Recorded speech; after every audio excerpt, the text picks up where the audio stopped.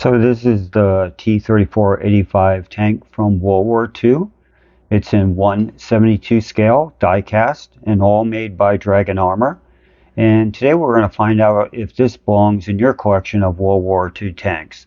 So let's get into it. So today we're going to be taking a look at Dragon Armor's T34-85 tank from World War II. And just to see if it belongs on your shelf. So let's check out the packaging here. So here's the top of the package, side view, just typical packaging from Dragon Armor. Here's a side view.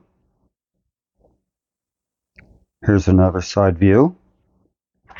And here is the item number, if this is a particular model that you're looking to get. Now here's the back side of the packaging. Nicely done. Now, I always point this out on my videos, is that if you want die cast, it will say die cast in this area only. It's not, die cast is not going to be written on anywhere else on the packaging except for right here with this other information. So keep that in mind if you're just looking for a die cast version of this T34-85, excuse me. And of course they have some nice black and white shots here of the T34-85. Very nicely done. So let's go ahead and take this bad boy out of its carton here. Pretty straightforward.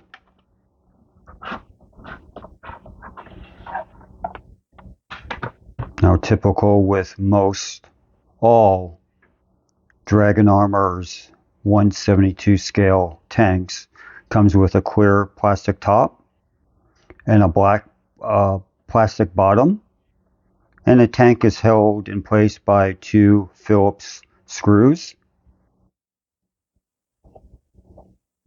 So this, and just keep in mind, this is really prone to fingerprints and it can get scratched up pretty easily, so keep that in mind. So these come off fairly easily. So what's nice about these bases, you can make a nice little diorama from it. And then once the diorama is finished, you can put the top back on and display it on your shelf like that. So you do have some options about how to display this T34-85 tank from World War II. So let's go ahead and take the screws off the bottom here. Okay, so what I want to do is hold it firmly. And start to unscrew it.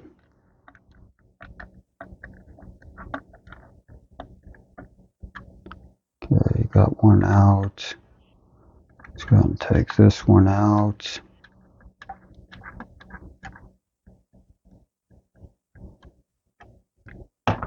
Okay, and the tank comes right off. And you're going to notice they have some spacers.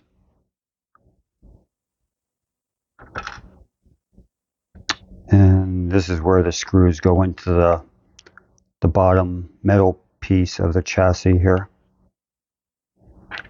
Now, just for a comparison, I want to put this in a palm of my hand so you can see the size of this tank. Now let's get into the little bit of the details about this T34-85 tank from World War II. So one of the things I wanted to point out before I get into the specs of this T34-85 tank from World War II is that what you're going to notice is a SWAT sticker that's right up here, and this is a German captured T34-85. And let me zoom back out, and even on the packaging down here states as a German Army Poland 1944 version of the T34-85 tank from World War II.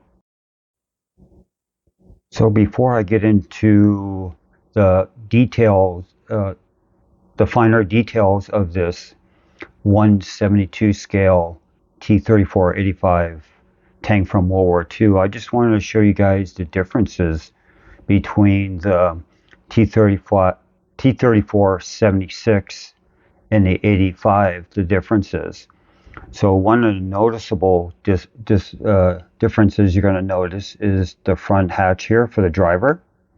They changed that. And one of the biggest changes and noticeable is the turrets. So on the T34-76, they had a 4-man crew. You had 2 in the turret and you had 2 in the lower hull, compared to the T34-85, which had a 5-man crew. You had 2 in the hull, and you had 3 in the turret. And you can see the size difference between the 2 turrets. But the lower chassis were pretty much identical. Let me turn it to the back. One of the noticeable differences is the hatches here to work on the engine. And again, the hatches for the driver were right there.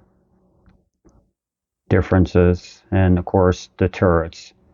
But other than that, both had Christie suspension, and the lower hull was pretty much identical to the T34-85, exception maybe the larger ventilations for the engine compartment. Other than that, they're pretty much identical. So let's get up close and personal to this T34-85 tank from World War II and see if it belongs on your shelf. So guys, when I first pulled this Russian T34-85 tank out of the box, I was really surprised in what I actually saw. As much detail is put on this 172 scale tank. And like I said, I showed you what it looked like in the palm of my hand. But this thing, even though it's small, it's definitely not lacking in detail.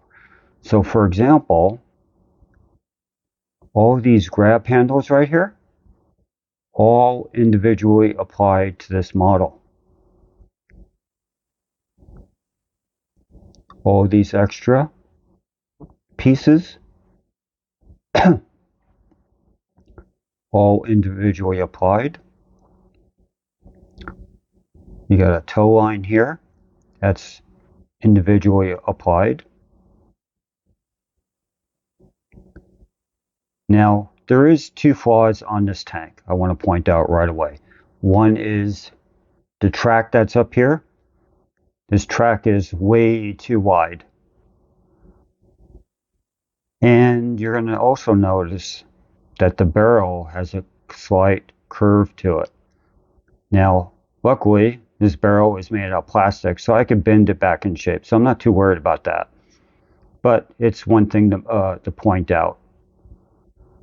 And since we're in front here, you got the machine gun up here.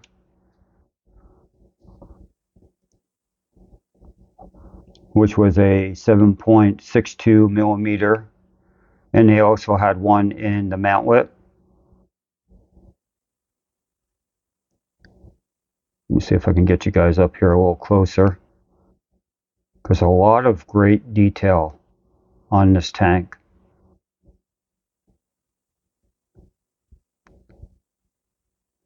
And it's also incorporated into the wheels themselves.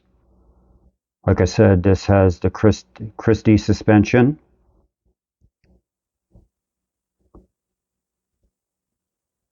Let me turn this on its back here. Has some detail. Tracks, I think, are weathered very nicely.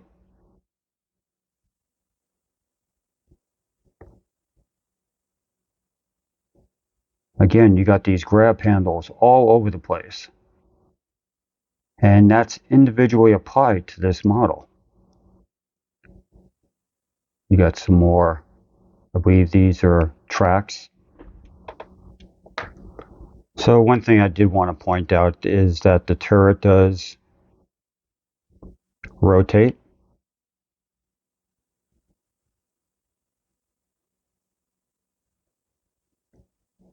So you can do different poses, and the barrel does go up and down, like so. So it's nice they incorporated that into this tank model.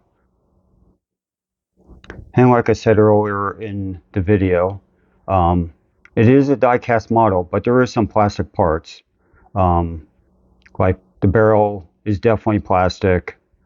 The turret, I wouldn't be surprised if it's plastic, but the rest of it, the lower chassis is definitely metal. Road wheels are probably plastic.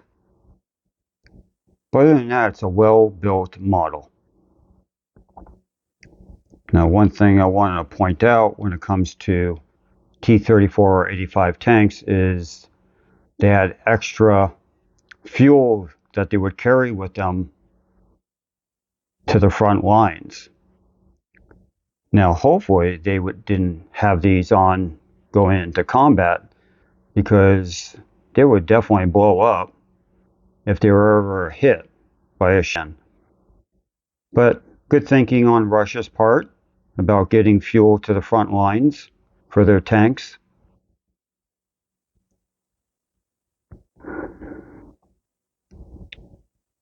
Now, here's the back exhaust pipes. Here's the hatch to get into, if they wanted to work on part of the engine is back here. Got the individual tow hooks and lines here. Let's see if I can get that up just a little bit closer for you guys.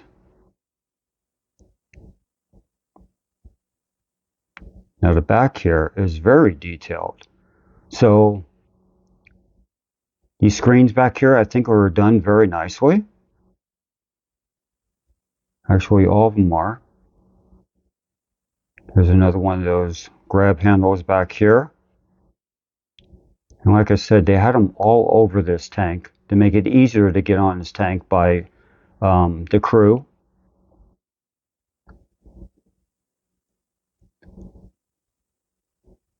Got some more detail over here. Got some ventilation areas here.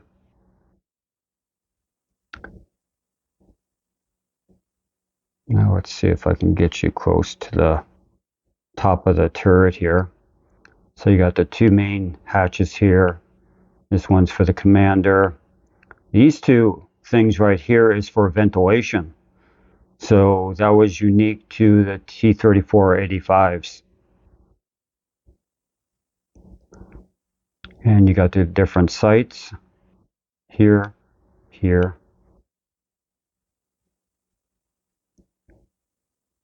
And you had one headlight up here. And you have your 85 millimeter main gun. And the crew carried roughly 80 or 60 shells, rounds, for that massive gun. And speaking of the gun, it was a good gun, and it's something that Russia definitely needed to combat against the Panthers and Tiger Ones that were showing up on the battlefield. Because this main gun could actually penetrate Panthers all day long. And then when it came to Tiger Ones, if it was within 500 meters of a Tiger One, it could penetrate the front armor of a Tiger One. And that's equivalent to 547 yards. So this 85 millimeter main gun had a good punch to it. And it's, like I said, it's something that Russia needed very, very badly to combat the Panthers and Tiger Ones. But let me know what you guys think about this Russian tank. I think it has some great detail on it for such a small 1/72 scale from Dragon Armor. Only Dragon Armor could put it together, such a small model, and pack so much detail into a tank this size. And the weathering's quite good on it too. The subtle weathering down here, subtle weathering down in here. Wherever it really needs to be weathering, they did a real good job. Even the hatch detail, the weathering around it, is done very nicely. And I think, and I said this before, the tracks are done nicely too. Tracks did they did a nice job on the tracks. But like I said, Dragon Armor could have done a little bit better job with this track that's up here. It is way too wide.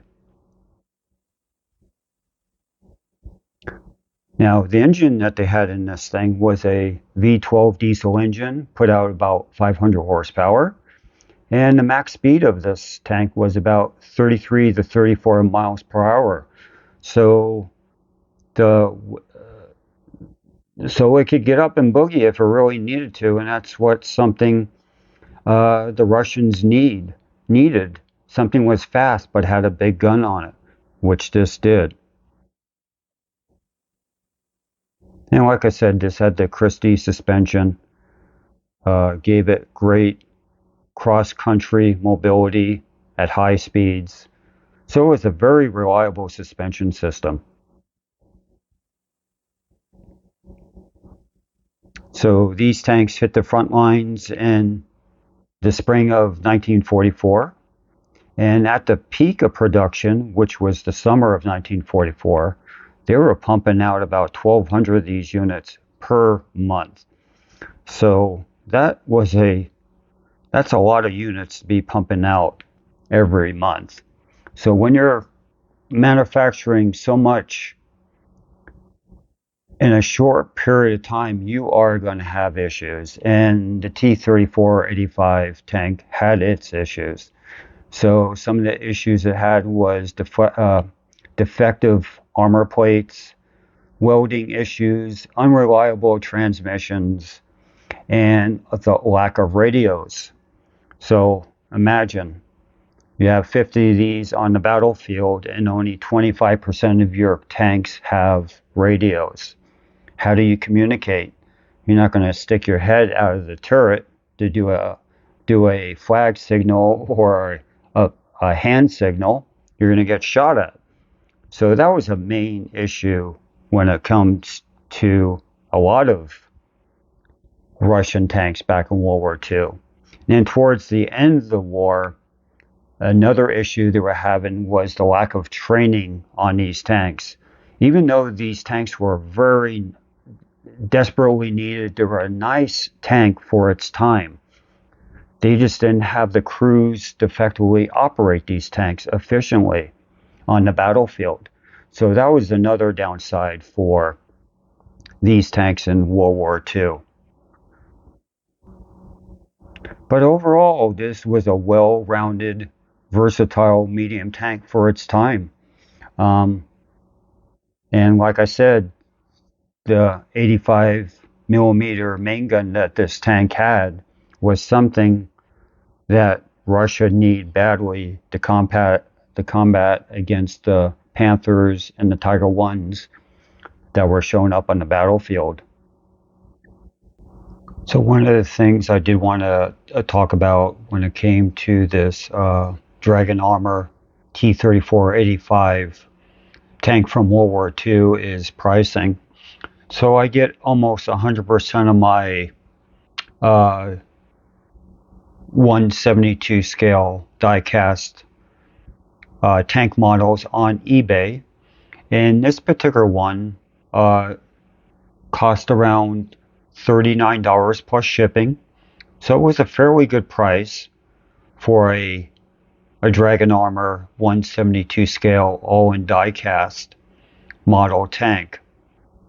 Now, the prices are all over the place. So the cheapest I've actually seen it is about $39, and they go all the way up to $70. So, and that's for a non-diecast version. So just be careful about what you're actually paying for these and what you're actually getting for the money. Because like I said, there's some dramatic price differences on eBay when it comes to these, with different paint schemes and stuff like that. But I chose this one because of the paint scheme, the way it was weathered, and the amount of detail that was actually on this compared to other T34 85s that were for sale on eBay. So keep that in mind. But anyway, guys, let me know what you think about this T34 85 tank from World War II. This is one tank that is definitely going to be stay in my collection because it's a real nice detailed tank. I'm not much into Russian armor, but with that said, this is a real nice tank, and I'm planning to keep this one in my collection for a long time. Hope you guys enjoyed this video. Please hit that like button and subscribe button so you can keep up to date on our latest videos. Until next time, guys, have a good one.